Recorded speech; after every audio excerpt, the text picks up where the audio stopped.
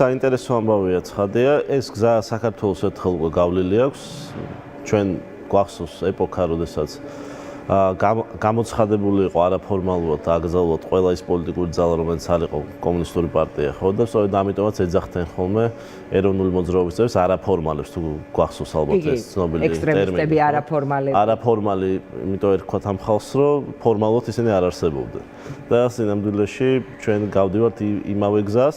და თუ საბჭოთა კავშირს არ დაეხმარა ეს რომ რაღაცნაირად არ დაშლილიყო და არ დამთავრებულიყო კომუნისტური პარტიის ძალაუფლება, ხო, კომუნისტური პარტიის ძალაუფლება, მე არ მგონია რომ ქართულ ოცნებას გადარჩენაში ამა ხელი შეუწყოს, თუმცა რა თქმა უნდა ეს იქცევა გარკვეულწილად კიდევ ერთ სამარცხვინო ფურცელად საქართველოს ისტორიაში, მაგრამ მე ვფიქრობ ეს ბევრ ადამიანს აფიქრებინებს, რომ ის რაც საქართველოში ხდება არ არის ნორმალური და არ შეიძლება გაგრძელდეს, იმიტომ რომ ქვეყანა სადაც არსებობს სია, სადაც წერია ადამიანთა სახელი და გვარები, რომლებიც აკრძალულები არიან, არ შეიძლება იყოს ნორმალური და არ შეიძლება ცხოვრობდეს ნორმალურად და ეს კიდევ ერთხელ დაადასტურებს იმას, რომ ნორმალიზაცია ამ ქვეყანაში არ და პრინციპით იქნება ეს სია, რაღაც შტაბის წარმოდგენა შეიქმენით თუ არა. წავიკითხე ეს კანონპროექტი ძალიან ყურადღებით არა, მაგრამ გადავალე თვალით და მე ვფიქრობ სრულიად ნათელია, რომ ამ თვალსაზრისით სურთ შეადგინონ ინდივიდუალური სია ადამიანებისა, რომელთა აზრის გათვალისწინებაც მათ არ უნდათ,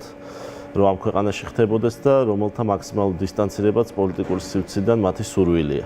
ეს იქნება გარკვეულწილად მე ვფიქრობ მესიჯი იმათთვის, ვინც ამ სიაში მოხდება რაღაცნაირად დატოვონ ქვეყანა, იმიტომ რომ სავარაუდოდ დაემატება ამას სავარაუდოდ ალბათ სივრცის შემზღუდველი იდეები, იმიტომ რომ მე მესმის, რომ ძალიან ბევრს უნდა რომ ეს სწავლება აეგზალოს მე ამ ხალხს უნივერსიტეტებში ან სკოლებში, მე ალბათ აეგზალებათ ეკონომიკური საქმიანობა და საბოლოოდ მოხდება ის, რაც რუსეთში მოხდა, თითქმის ყველა, ვინც ამ სიაში იქნება, ფაქტობრივად წავა.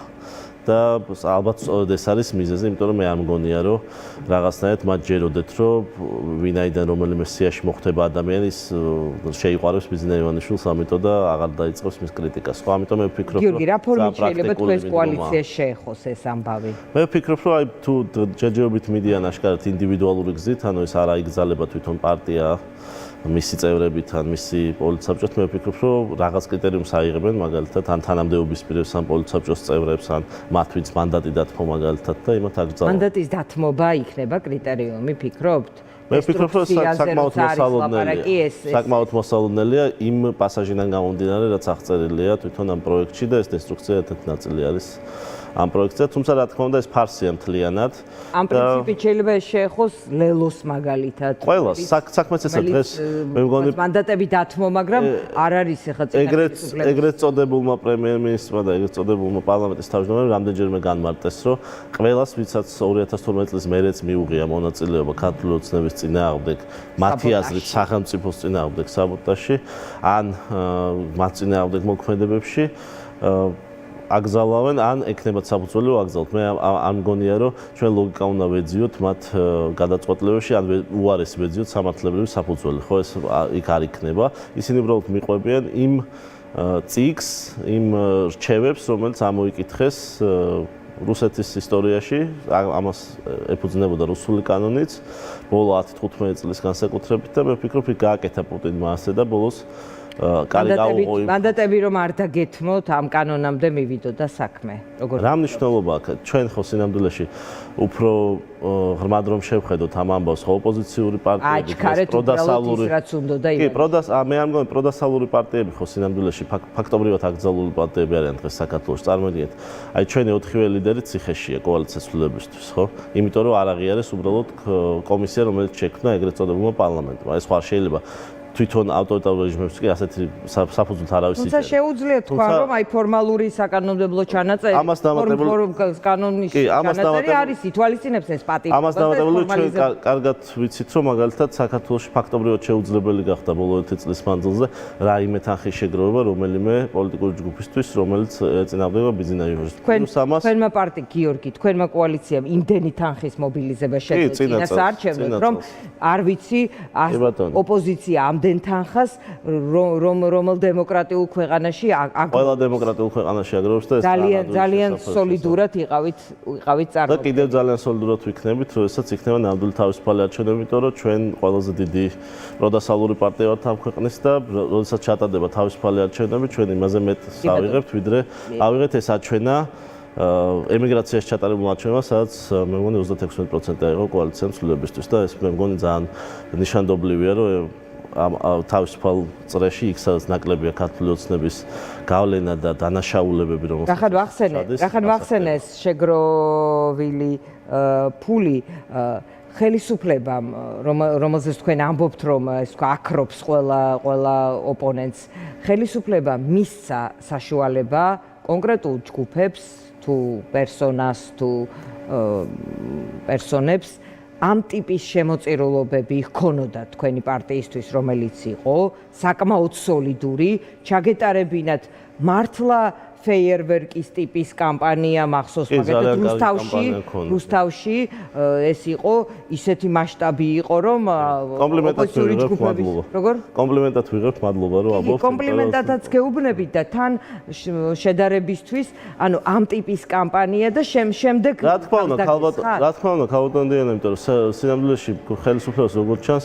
არაპირებდა არასოდეს რომ ჩაეტარებინა ღია და თავისუფალი არჩევანი და მას არ ქონდა მისთვის მნიშვნელობა, რამდენი მხარდაჭერა ეყოლებოდა რომელიმე ოპოზიციურ პარტიას, იმიტომ რომ სინამდვილეში მან გააკეთა ძალიან კონკრეტული არჩევანი, როდესაც მაგალითად შექმნა საარჩევნო ბიულეტენი, რომელიც ჟონავს, ხო? რომ მან შექმნა მაგალითად სიები იმ ადამიანებისა, რომლებიც პირადობით დადიოდნენ. თქვენი გუნდის წევრები ასევე არწმუნებდნენ საზოგადოებას, რომ ეს იქნებოდა და დაცული არჩევნები ყველანაირად. კი, იმიტომ რომ ამ შემთხვევაში სატესტო რეჟიმში ეს ბიულეტენი არ ჟონდა, ეს ერთი. მეორე ერთი მნიშვნელოვანი იყო, რა თქმა უნდა, ყველაზე უფრო მაღალი გამოცხადების უზრუნველყოფა, იმიტომ რომ სინამდვილეში მხოლოდ მაღალ გამოცხადებას შეეძლო ქართული ხალხისთვის მიეცა იმის დასტური, რომ სინამდვილეში მათ არ მიუციათ ხმა ბიძინა ივანიშვილისთვის და ეს მოხდა, სწორედ ამიტომ არც ერთმა პოლიტიკურმა ძალამ და არც ერთმა ქვეყანამ ევროპაში არ აღიარა დემოკრატიულ სამყაროში არჩევნები, ვინაიდან საქართველოს ფაქტობრივად ყველა მოქალაქე მიცის, რომ ეს არჩევნები იყო გაყალბებული, რადგან ადამიანები მივიდნენ და ხმა არ მიუციათ ქართული ოცნებისთვის და მაინც ასე გამოვიდა ბოლოს, ხო? ეს არის მნიშვნელოვანი.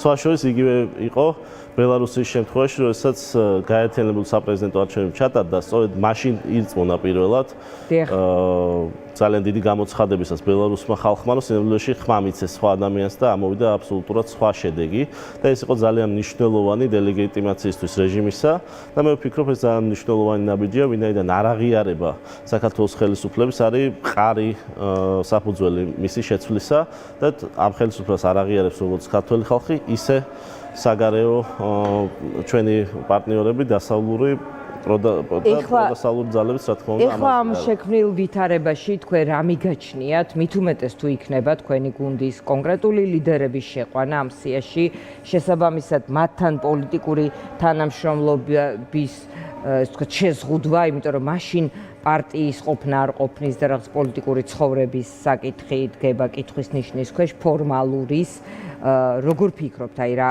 როგორ უნდა გააგრძელოთ ცხოვრება? მე ვფიქრობ გავაგრძელებთ ისევე, როგორც გავაგრძელებთ ხმამაღლა და რაც შეიძლება უფრო გაბედულად და მტკიცედ ბიძინა ივანიშვილისთვის წინააღმდეგობის გაწევას, ვინაიდან როგორც უკვე ვთქვი, ჩვენ ისედაც შეზღუდული გვაქვს ყველანაირად.